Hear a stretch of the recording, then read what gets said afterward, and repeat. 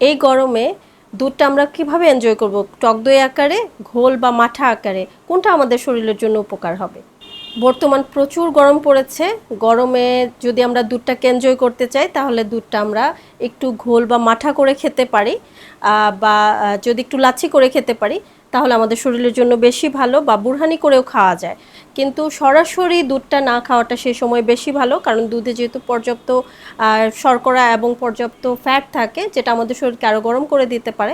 তো আমরা দুধ অবশ্যই এনজয় করব, সেটা একটু পানি মিশিয়ে মাঠা বা একটু টক দইকে একটু মাঠার মতো করে বুরহানির মতো করে এনজয় করাটা শরীরের জন্য বেশি ভালো।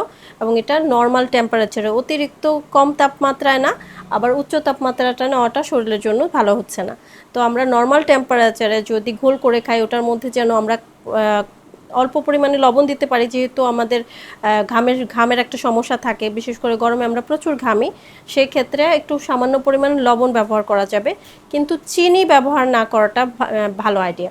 চিনি ব্যবহার করলে কিন্তু সেটার গুণগুণ আরও নষ্ট হয়ে যাবে, যেহেতু দুধে, বিশেষ করে গরুর দুধে যথেষ্ট পরিমাণে শর্করা থাকে।